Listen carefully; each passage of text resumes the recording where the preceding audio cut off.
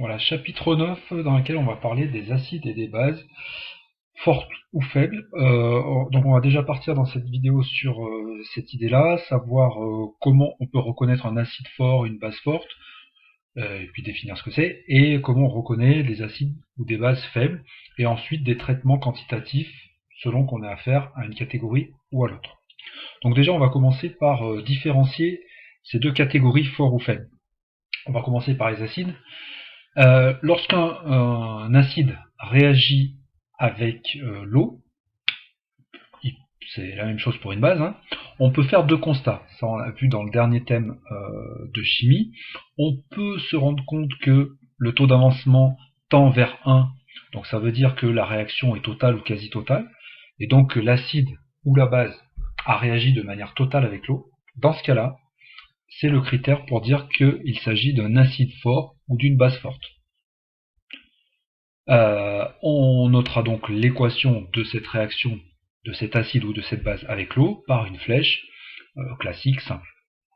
A l'inverse, si le taux d'avancement que l'on obtient donc de cette réaction d'acide ou de base avec l'eau est inférieur à 1, hein, compris entre 0 et 1, mais qu'on ne s'approche pas trop de 1, alors on va considérer que la réaction est un équilibre, c'est-à-dire que l'acide ou la base ne réagit pas de manière totale avec l'eau, il s'agit d'un équilibre, et on va qualifier à ce moment-là l'acide ou la base de faible, et on notera sa réaction avec l'eau avec une double flèche. Donc pour l'instant on est un petit peu sur la même chose que ce qu'on avait vu dans le chapitre sur les équilibres chimiques. On va d'ailleurs faire le même travail, hein. On va parler de quotient de réaction, de constante d'équilibre. Simplement là on rajoute les mots fort ou faible, selon que la base ou l'acide réagit de manière totale ou non avec l'eau. Avec l'eau, hein, c'est important parce que un acide même faible pourrait très bien réagir de manière totale avec une base, pour peu que la base soit forte. Donc le point de référence, c'est avec la réaction avec l'eau. Alors comment est-ce qu'on va faire des bilans de matière selon que l'on ait affaire à un acide fort ou un acide faible? Si on a affaire à un acide fort, le bilan de matière est simple. C'est ce qu'on a appris à faire depuis la classe de première, c'est-à-dire c'est un tableau d'avancement classique dans lequel on note les quantités de matière de réactifs introduits, donc ici l'acide fort, qui réagit avec l'eau de manière totale, pour donner A-, donc c'est-à-dire la base conjuguée de l'acide, et H3O+. Puis ensuite, dans la ligne intermédiaire, on reprend les quantités de matière, moins X, X et X pour les deux produits, et puisque cet acide est fort, il va réagir de manière totale avec l'eau. L'eau constitue le solvant, c'est-à-dire que l'eau ne peut pas être réellement le réactif limitant, c'est donc l'acide qui va être le réactif limitant.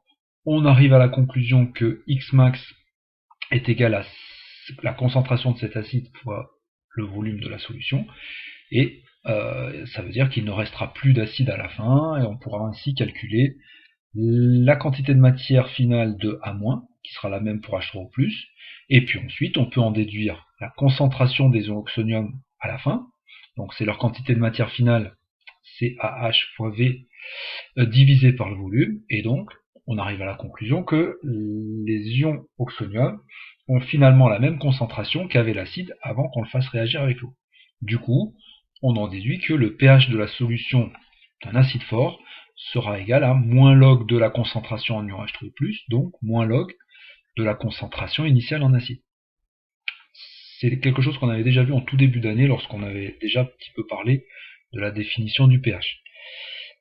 Donc cette formule est à connaître, et il faut bien savoir dans quel cadre on a le droit de l'utiliser. On a le droit de l'utiliser que si l'acide est fort, hein, parce que sinon le raisonnement que je viens de faire avec le tableau d'avancement tombe à l'eau s'il s'agit d'un acide faible, puisque s'il est faible, on n'atteindra pas la valeur du Xmax qu'on a calculé.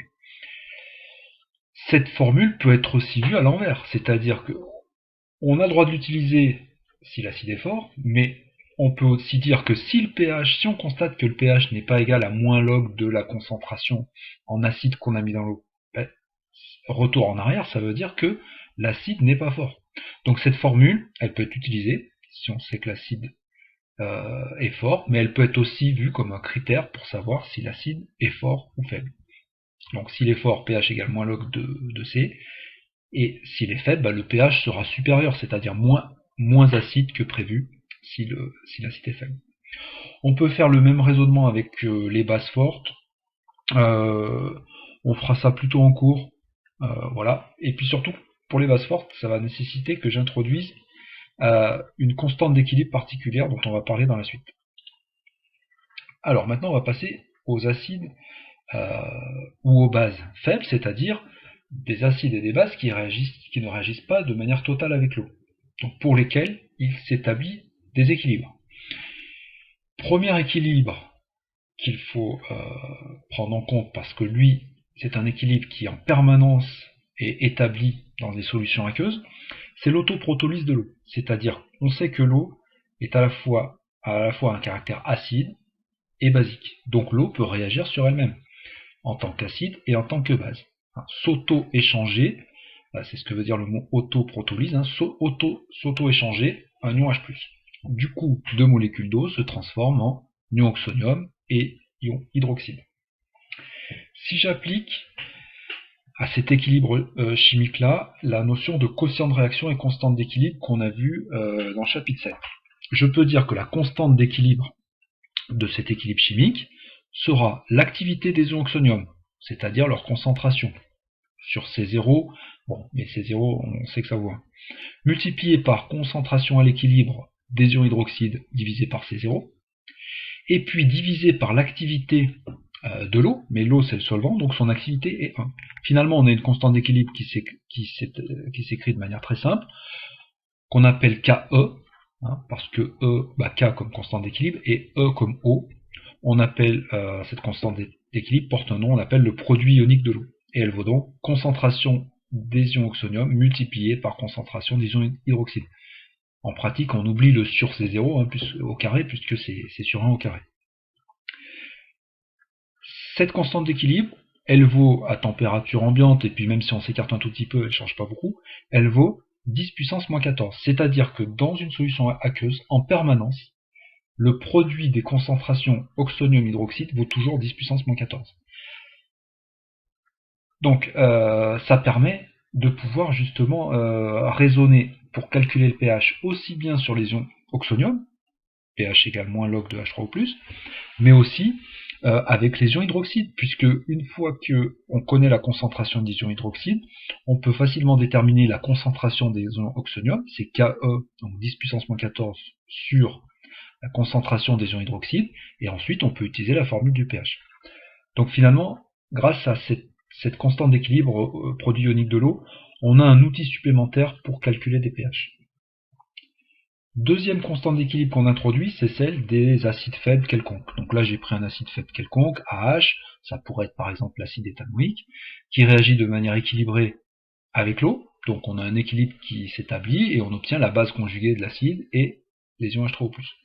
Cette fois-ci, si j'exprime la constante d'équilibre de cette réaction particulière, qu'on va appeler la constante d'acidité de l'acide en question, je vais avoir donc activité des ions A- de la base conjuguée, qui se traduit donc par sa concentration sur C0, multiplié par l'activité des ions oxonium, c'est-à-dire leur concentration sur C0, et divisé par l'activité de l'acide, c'est-à-dire sa concentration sur C0, et multiplié par l'activité de l'eau, mais qui vaut à nouveau 1 puisqu'il s'agit du solvant. On a donc une constante d'équilibre qui est une constante d'équilibre, c'est-à-dire que quand on introduit cet acide ou cette base dans l'eau, automatiquement le système va évoluer de manière à ce que, à la fin, la concentration de A- fois la concentration de H3O+ divisée par la concentration de l'acide doit être égale à la valeur de K, qui est une valeur tabulée. On sait par exemple que pour l'acide éthanoïque, la valeur du K est de l'ordre de 2 fois 10 puissance moins 5. Alors ce K, il va nous servir, donc il faut savoir le déterminer, premièrement, et ensuite on verra dans la deuxième vidéo que la valeur du K peut nous servir également à faire des prévisions sur le comportement de l'acide, notamment vis-à-vis de sa base conjuguée. On termine cette vidéo par montrer comment est-ce qu'on peut déterminer expérimentalement la valeur de K. Donc pour ça, il faut faire une expérience, il faut mettre l'acide dans l'eau, et puis mesurer le pH. Donc c'est ce qui est fait. Là, on imagine qu'on a mis une concentration d'acide de 1 fois 10-2 mol par litre, donc l'acide éthanoïque dans 100 ml d'eau, et on mesure un pH égal à 3,4. On fait donc un tableau d'avancement classique, avec la quantité de matière, donc C fois V, 1 10-2 fois 100 10-3, donc ce qui va nous donner 1 fois 10-3, et puis ensuite moins x, ici x, et dans la ligne finale, surtout, on n'écrit pas 0, puisqu'on sait par avance que cet acide est faible et qu'il ne va pas réagir de manière totale avec l'eau. Mais grâce au pH, donc 3,4, on va pouvoir calculer la concentration finale en ion oxonium, qui vaut 10 puissance moins pH. Et cette concentration en ion oxonium, elle correspond à la quantité de matière finale des ions oxonium, c'est-à-dire à XF. On a donc concentration des ions oxonium égale à XF sur V, et en même temps, on peut dire que cette concentration en ions oxonium, c'est 10 puissance moins pH. Ça nous permet de trouver XF, ça sera donc 10 puissance moins pH fois V, c'est-à-dire 4 fois 10 moins 5. On remarque que évidemment ce 4 10 moins 5 ne correspond pas à Xmax, puisque Xmax ici ça vaudrait 10 moins 3, donc la réaction est bien limitée. Et on aura un équilibre final à la fin de cette réaction. On va d'ailleurs calculer les quantités et les concentrations de chaque espèce à la fin. Donc les quantités, c'est 4-10-5 pour lui, 4-10-5 pour lui, et 1-10-3 moins 4-10-5 pour lui. Ça donne lieu aux concentrations suivantes. Concentration finale en ion oxonium, on en a déjà parlé, c'est 10 puissance moins pH, qu'on peut retrouver en faisant XF sur V, on trouve donc 4-10-4 mol par litre. C'est la même pour les ions éthanoates, puisque ils ont été formés en même quantité.